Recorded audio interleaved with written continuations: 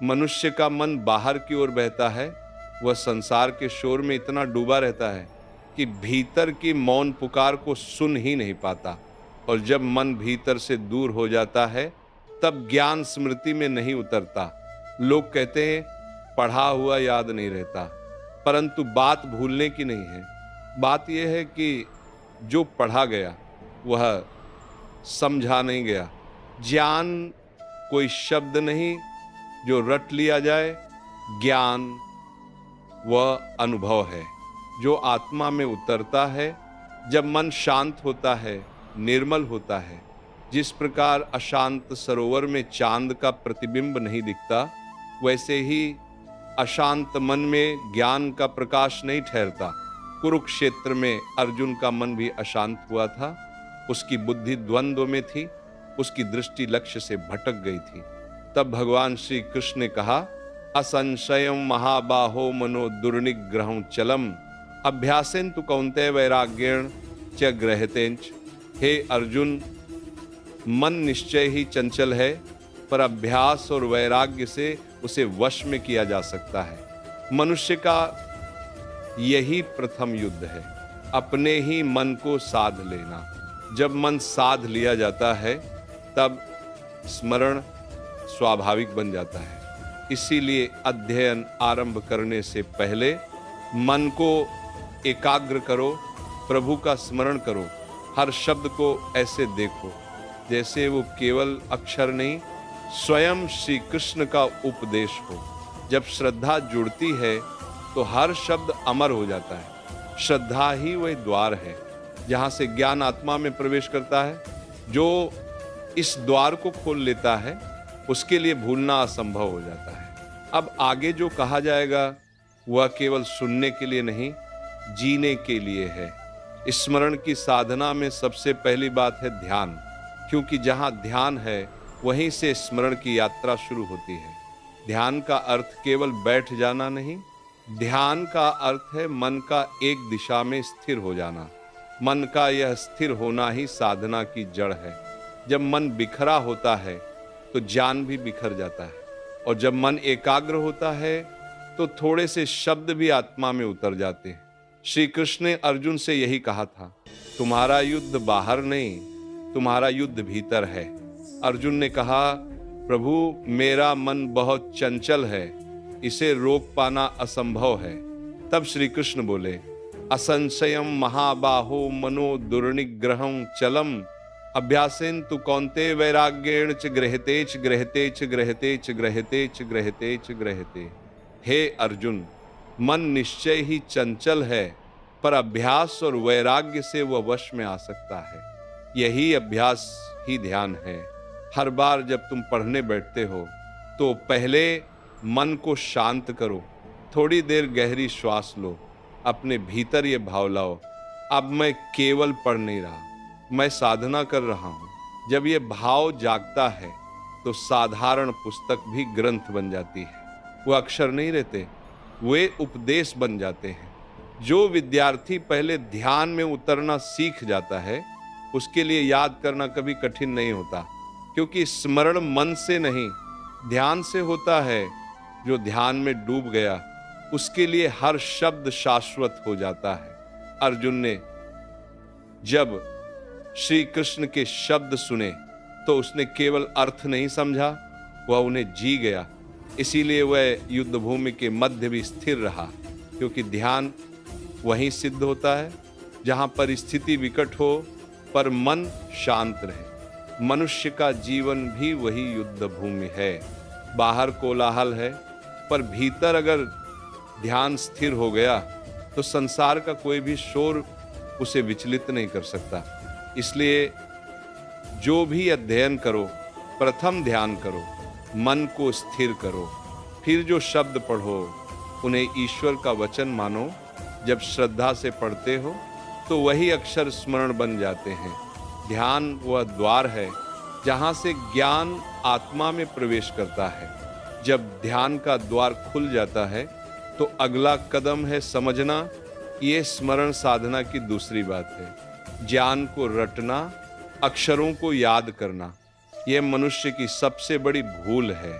रटने में श्रम है पर चेतना नहीं, और जहां चेतना नहीं वहां स्मृति भी टिकती नहीं। स्मरण का आधार समझ है। जो समझ लिया गया वो आत्मा में बस जाता है। जो केवल रट लिया गया वह हवा में लिखा हुआ शब्द बन जाता है, क्षण भर चमकता है फिर मिट जाता है। भगवान श्री कृष्ण ने भी अर्जुन से यही कहा, ज्ञान की बातों को केवल सुनो मत, उन्हें समझो, उनमें प्रवेश करो। गीता का प्रत्येक श्लोक केवल पाठ नहीं है, वह अनुभव है, और अनुभव वही कर सकता है जो शब्द से आगे देखना जानता है। अर्जुन ने गीता के श्लोक याद नहीं किए थे, परंतु उसने जो सुना उसे अनुभव किया, इसलिए गीता उसके भीतर अमर हो गई। याद रखो, ज्ञान का स्थान दिमाग नहीं, ज्ञान का स्थान हृदय है। जब हृदय किसी बात को स्वीकार कर लेता है तो मस्तिष्क को उसे याद रखने का प्रयत्न नहीं करना पड़ता, वह अपने आप स्मृति बन जाता है। इसलिए जब भी कोई विषय पढ़ो तो पहले ये पूछो, मैं इसे समझ रहा हूं या केवल रट रहा हूं। अगर समझ रहा हूं तो ये मेरे भीतर उतर रहा है, और अगर रट रहा हूं तो ये केवल शब्द बनकर उड़ जाएगा। गहराई से सोचो और भीतर अनुभव करो। ज्ञान वही जीवित रहता है जो अनुभूति के रूप में जिया गया हो। स्मरण के पीछे भावना चाहिए। जहां भावना नहीं वहां स्मरण नहीं टिकता।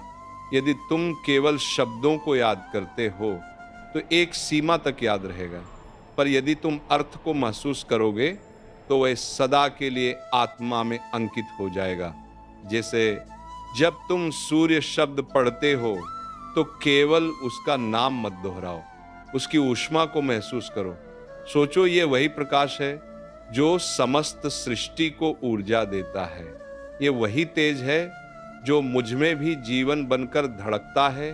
उस क्षण सूर्य केवल शब्द नहीं रहेगा, वही अनुभव बन जाएगा, और वही अनुभव कभी भूल नहीं सकता। इसीलिए भगवान श्री कृष्ण ने कहा, तत्त्ववित्तु महाबाहो गुणकर्म विभाग योः। अर्थात हे अर्जुन, जो वस्तु के तत्व को जान लेता है वही सच्चा ज्ञानी है। ज्ञान का तत्व समझना रटने से अधिक शक्तिशाली है। जो विद्यार्थी केवल पन्ने के पन्ने रटता है वह परीक्षा में शायद उत्तर दे दे, पर जीवन के प्रश्नों के उत्तर नहीं दे सकता। पर जो समझता है वह जीवन की हर परिस्थिति में स्थिर रहता है। रटने में भय है कि कहीं भूल न जाऊं, पर समझने में शांति है कि अब ये मेरा हो गया। जो बात मन से समझी गई वह आत्मा का हिस्सा बन जाती है। जो बात केवल पढ़ी गई वह हवा की लकीर है, थोड़ी देर दिखती है फिर मिट जाती है। इसलिए अपने अध्ययन को अनुभव बना दो, हर विषय को जीवन से जोड़ दो। विज्ञान पढ़ो तो प्रकृति में उसका रूप देखो, इतिहास पढ़ो तो मनुष्यता के प्रवाह को पहचानो, भाषा पढ़ो तो शब्दों के पीछे के भावों को सुनो। जो तुम अनुभव करते हो वह कभी विस्मृत नहीं होता। यही श्री कृष्ण का संदेश है। ज्ञान केवल शब्दों में नहीं, चेतना में उतरना चाहिए। जो इस एक वाक्य को समझ गया वह भूलना शब्द का अर्थ ही भूल जाएगा।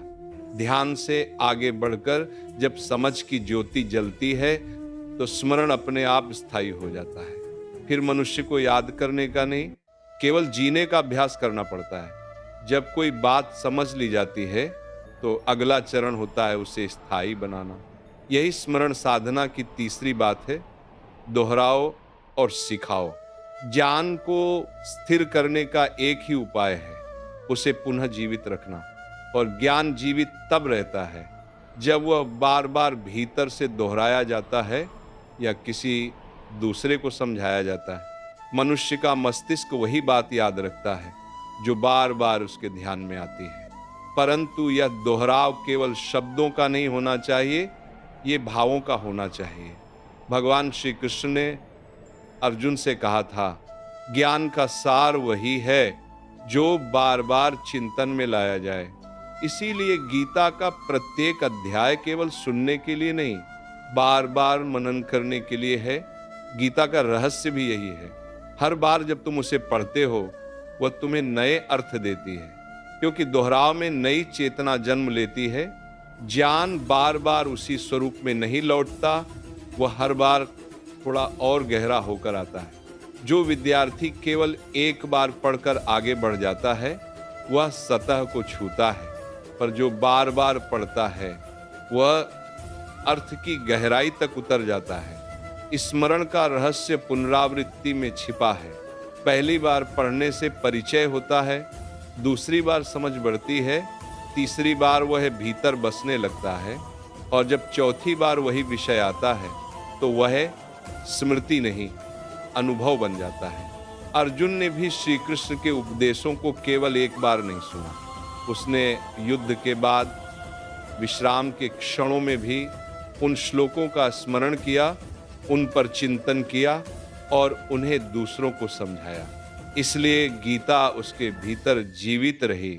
ये वही शक्ति है जो ज्ञान को शाश्वत बनाती है।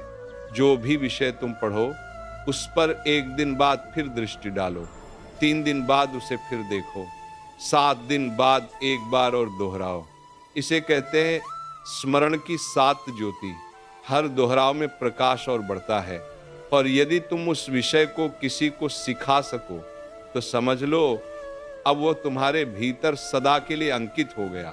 क्योंकि जब मनुष्य किसी और को सिखाता है तो वह केवल ज्ञान नहीं देता, अपना अनुभव बांटता है, और जो अनुभव साझा किया जाता है वह कभी म्लान नहीं होता। इसलिए जब भी कोई पाठ समझो, अपनी माता को, भाई को या किसी मित्र को समझाओ।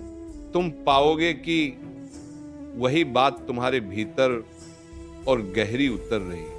यही कारण है कि गुरु जब शिष्य को सिखाता है तो स्वयं भी भीतर से नया हो जाता है, क्योंकि सिखाना भी एक साधना है। ज्ञान को बांटना ज्ञान को और बढ़ा देता है। ये नियम है। जो बात भीतर रखी जाती है वह धीरे धीरे मंद हो जाती है, पर जो बात दूसरों को दी जाती है वह और तेजस्वी हो जाती है। इसलिए भगवान श्री कृष्ण ने अर्जुन से कहा, इस ज्ञान को केवल अपने लिए मत रखो, इसे उन तक पहुंचाओ जो इसे सुनने के योग्य हैं। इसीलिए आज गीता केवल अर्जुन की नहीं रही, वह समस्त मानवता की हो गई। ये स्मरण साधना का सबसे बड़ा रहस्य है कि जो ज्ञान बांटा जाता है वही अमर होता है। स्मरण की शक्ति केवल अभ्यास से नहीं, सेवा भाव से भी बढ़ती है। जब तुम किसी को सिखाने बैठते हो तो भीतर विनम्रता आती है। मन कहता है मैं नहीं, ये ज्ञान भगवान का है। वह नम्रता स्मरण की सबसे बड़ी शक्ति है। जो मन विनम्र है वह ज्ञान को धारण कर सकता है। जो अहंकारी है वह ज्ञान को खो देता है। इसलिए जो सिखाता है वह सबसे पहले शिष्यत्व में उतरता है, और जो शिष्यत्व में स्थिर हुआ उसके लिए विस्मरण असंभव है। स्मरण का यह रहस्य अर्जुन ने भी अनुभव किया। युद्ध समाप्त हुआ। वर्षों बाद जब किसी ने उससे गीता का सार पूछा तो अर्जुन ने कहा, प्रभु के वे शब्द आज भी मेरे भीतर गूंजते हैं। यह गूंज ही स्मरण का पराकाष्ठा है, जब ज्ञान मन में नहीं प्राणों में बस जाता है। इसलिए हे साधक, दोहराव को केवल अभ्यास मत समझो, ये आत्म संवाद है। हर बार जब तुम किसी विषय को पुनः पढ़ते हो तो तुम अपने ही भीतर गहराई से मिलते हो, और जब किसी को सिखाते हो तो तुम अपने भीतर के श्री कृष्ण को जागृत करते हो। यही स्मरण साधना की तीसरी और अंतिम बात है। दोहराओ और सिखाओ, क्योंकि जो सिखाता है वो कभी भूलता नहीं। अब आगे की वाणी में समझेंगे। जब ये तीनों बातें ध्यान, समझ और दोहराव एक सूत्र में बंध जाती हैं तो मनुष्य केवल विद्यार्थी नहीं रह जाता, वह साधक बन जाता है। और वही आरंभ होता है विद्यार्थी धर्म का ज्ञान। जब ध्यान स्थिर हो जाए, समझ गहरी हो जाए और ज्ञान दोहराव से जीवित हो जाए, तब साधक को ये समझ आनी चाहिए कि अध्ययन कोई सामान्य कार्य नहीं, ये एक आध्यात्मिक अनुष्ठान है। जिस प्रकार यज्ञ में आहुति दी जाती है, वैसे ही विद्यार्थी जब अध्ययन करता है तो वह अपनी एकाग्रता की आहुति देता है।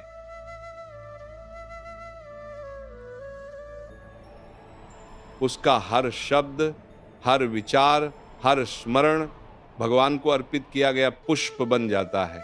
भगवान श्री कृष्ण ने कहा था, स्वधर्मे निधनम श्रेयः पर धर्मो भयावह, अर्थात अपने धर्म का पालन करना ही श्रेष्ठ है, चाहे उसमें मृत्यु क्यों न हो, पर किसी और के धर्म को अपनाना भय उत्पन्न करता है। विद्यार्थी का धर्म क्या है?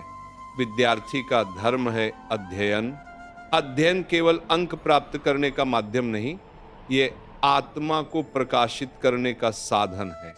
जिस दिन विद्यार्थी यह समझ लेता है कि मेरी किताब केवल कागज नहीं, ये ब्रह्म का दर्पण है, उसी दिन उसका अध्ययन धर्म बन जाता है। ज्ञान केवल बुद्धि को नहीं, चरित्र को भी आकार देता है। अध्ययन का उद्देश्य स्मृति नहीं, संस्कार है। जो अध्ययन से संस्कारित हुआ वह जीवन में कहीं भी जाए वह हर स्थिति में शांति पाता है। भगवान श्री कृष्ण ने अर्जुन से कहा, हे पार्थ, कर्म करने वाला ही मेरा भक्त है, जो बिना फल की चिंता के अपने कर्तव्य का पालन करता है। विद्यार्थी का कर्तव्य है अध्ययन। यदि वह फल की चिंता छोड़ दे और अध्ययन को पूजा मान ले तो उसका हर पठन तप बन जाता है। पढ़ते समय केवल ये न सोचो कि मुझे याद रहेगा या नहीं, सोचो क्या मैं श्रद्धा से पढ़ रहा हूं या नहीं, क्योंकि श्रद्धा से किया गया अध्ययन अपने आप स्मृति बन जाता है। ज्ञान वही टिकता है जो विनम्रता से ग्रहण किया गया हो। अहंकार से पढ़ा गया ज्ञान शब्दों का ढेर बन जाता है, पर विनम्रता से पढ़ा गया ज्ञान प्रकाश बन जाता है। इसलिए हर दिन अध्ययन से पहले प्रभु को प्रणाम करो। ये कहो, हे श्री कृष्ण, ये जो पठन है ये तेरा ही नाम स्मरण है। यही अध्ययन धर्म है, जहाँ किताबें मंत्र बन जाती हैं, कलम माला बन जाती है और शब्द झप बन जाते हैं। जब विद्यार्थी इस भावना से पढ़ता है तो उसका मन एकाग्र हो जाता है। वही केवल जानकारी नहीं प्राप्त करता, वह अनुभूति प्राप्त करता है। जो अध्ययन को भक्ति बना लेता है वह जीवन में कुछ भी भूलता नहीं, क्योंकि जब मन भक्ति में डूबा हो तो विस्मरण का कोई स्थान नहीं रहता। अर्जुन का अध्ययन भी यही था। वह युद्ध भूमि में खड़ा था, परंतु उसका मन शास्त्र में था। उसके लिए धनुष ही साधन था और गीता ही शिक्षा। वह हर श्वास के साथ अपने प्रभु के उपदेश को दोहराता रहा। यह है अध्ययन का सर्वोच्च स्वरूप, जहां स्मरण अपने आप साधना बन जाता है। विद्यार्थी का धर्म केवल पढ़ना नहीं, सीखना भी नहीं, उसका धर्म है जागना। जो भीतर से जाग गया वह बाहर की हर कठिनाई को साध लेता है। हर सुबह जब तुम पुस्तक खोलो तो भीतर ये भाव रखो, यह मेरा यज्ञ है। हर पंक्ति, हर शब्द मेरे ईश्वर को अर्पित है। तब देखना कैसे शब्द स्मरण बनते हैं। स्मरण शक्ति बनती है और वह शक्ति साधना में बदल जाती है। यही कारण है कि संत कहते हैं, विद्या केवल बुद्धि की नहीं, आत्मा की वृद्धि है। जो विद्यार्थी अध्ययन को धर्म मान लेता है वो परीक्षा में नहीं, जीवन में सफल होता है। इसलिए अध्ययन करते समय ये भाव रखो, मैं विद्यार्थी नहीं, एक साधक हूँ। ये पुस्तक मेरा वेद है, ये विषय मेरा मंत्र है और स्मरण मेरा प्रसाद है। ये ही विद्यार्थी धर्म का सच्चा अर्थ है। जहाँ पढ़ाई धर्म बन जाती है, ध्यान पूजा बन जाता है और ज्ञान मोक्ष का मार्ग बन जाता है। जब अध्ययन पूजा बन जाए तब उसके भीतर एक नई शक्ति जन्म लेती है, संकल्प की शक्ति। यही स्मरण साधना का अंतिम सोपान है। संकल्प का अर्थ है आत्मा का निर्णय, जो न बोले तो भी भीतर प्रतिध्वनित हो, जो केवल शब्द न रहे बल्कि जीवन बन जाए। भगवान श्री कृष्ण ने अर्जुन से कहा था, संकल्प रूपेण कर्म आरभ्यते, अर्थात हर कर्म की जड़ संकल्प में होती है। मनुष्य जैसा संकल्प करता है वैसा ही उसका जीवन बनता है। स्मरण भी कोई अलग शक्ति नहीं है, ये उसी संकल्प का विस्तार है। जिस दिन विद्यार्थी ये निश्चय कर लेता है कि मेरा मन शांत रहेगा, मुझे जो पढ़ता हूं वह याद रहेगा और यह अध्ययन मेरा धर्म है, उसी दिन विस्मरण की जड़ कट जाती है। क्योंकि जहाँ संकल्प होता है वहाँ शंका टिक नहीं सकती, जहाँ विश्वास होता है वहाँ भूलना संभव नहीं होता। स्मरण तब कठिन लगता है जब मन स्वयं पर विश्वास खो देता है, पर जब संकल्प जागता है तो मन ईश्वर से जुड़ जाता है और वही जुड़ाव स्मरण का मूल बन जाता है। अर्जुन भी युद्ध से पहले डगमगा गया था। उसने कहा, मुझसे यह युद्ध नहीं होगा। वह शंका में डूबा था, पर जब श्री कृष्ण ने उसे ज्ञान और संकल्प दोनों दिए तो वही अर्जुन विजयी बन गया। क्योंकि उसने कहा, नष्टो मोह स्मृतिर्लब्धा, अर्थात मेरा मोह नष्ट हो गया है और मेरी स्मृति लौट आई है। ये वही क्षण था जब अर्जुन ने विस्मरण से स्मरण की ओर और अस्थिरता से संकल्प की ओर कदम बढ़ाया। हे साधक, तुम्हारे जीवन में भी यही युद्ध चलता है। कभी आलस्य आता है, कभी मन भटकता है, कभी आत्मविश्वास डगमगाता है। पर यदि उस क्षण तुम भीतर से कह दो, मुझे याद रहेगा क्योंकि भगवान मेरे भीतर है, तो वही वाक्य मंत्र बन जाता है। स्मरण शक्ति किसी बाहर के उपाय से नहीं आती, ये भीतर के विश्वास और संकल्प से जन्म लेती है। जितनी श्रद्धा गहरी होगी उतनी स्मृति स्थायी होगी। हर दिन अध्ययन से पहले श्री कृष्ण का नाम लो और कहो, हे प्रभु, आज मैं जो पढ़ूंगा वो मेरी आत्मा में बस जाए, मेरे विचार शांत हो, मेरा मन स्थिर हो, मेरी बुद्धि प्रकाशित हो। ये वाक्य केवल प्रार्थना नहीं, ये आत्म संवाद है। हर बार जब तुम इसे बोलते हो तो तुम्हारा मन एक और परत छोड़ देता है और भीतर की शक्ति जागती है। संकल्प वही है जो निरंतरता से दोहराया जाए। जैसे अर्जुन हर युद्ध के प्रहार से पहले अपने भीतर श्री कृष्ण को स्मरण करता था। उसका धनुष खींचने से पहले उसका विश्वास जाग उठता था। वही उसकी विजय का रहस्य था। तुम्हारा भी संकल्प ऐसा ही होना चाहिए, शांत, स्थिर और अडिग। क्योंकि जो संकल्प के साथ चलता है उसके लिए भूलना असंभव है। स्मरण केवल बुद्धि की शक्ति नहीं, यह आत्मा की स्थिति है। जब आत्मा स्थिर होती है तो उसमें जो कुछ भी अंकित होता है वह युगों तक अमिट रहता है। इसीलिए साधक का अंतिम अभ्यास यही है। स्मरण को अभ्यास मत बनाओ, उसे स्वभाव बना दो। ऐसा भाव रखो कि मुझे याद रखना नहीं है, मेरे भीतर जो लिखा जा रहा है वह स्वयं स्मृति बन रहा है। यही श्री कृष्ण का वरदान है कि जो श्रद्धा से स्मरण करता है उसका ज्ञान कभी नहीं मिटता। जिसे ये बात समझ आ गई उसके लिए हर विषय भक्ति का रूप बन जाता है। अब जब भी तुम अध्ययन करो तो अपने भीतर ये कहो, मैं सब कुछ याद रख सकता हूँ क्योंकि भगवान मेरे भीतर विराजमान है। मैं भूल नहीं सकता क्योंकि स्मरण मेरा धर्म है। मैं विचलित नहीं हो सकता क्योंकि श्री कृष्ण मेरी बुद्धि का सारथी है। ये वाणी केवल एक प्रेरणा नहीं, ये तुम्हारे भीतर का श्री कृष्ण स्मरण मंत्र है। जो इसे अपनाता है वह जीवन के हर युद्ध में विजयी होता है। यही है स्मरण साधना का चरम, जहां ध्यान, समझ, दोहराव और श्रद्धा चारों एक बिंदु पर मिल जाते हैं। वही बिंदु है संकल्प, जहां मनुष्य ईश्वर से कहता है, अब मेरा मन तेरा है, मेरी बुद्धि तेरी है, मेरा स्मरण तेरे चरणों में अर्पित है।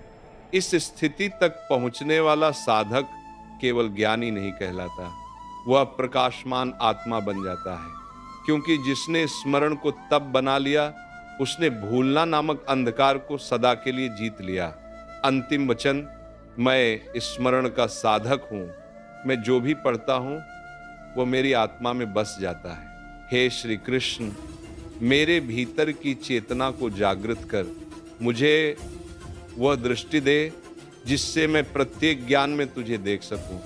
यही वो क्षण है जहां विद्यार्थी नहीं साधक बोलता है, जहां अध्ययन नहीं भक्ति जन्म लेती है, और जहां हर स्मरण भगवान श्री कृष्ण के नाम से अमर हो जाता है।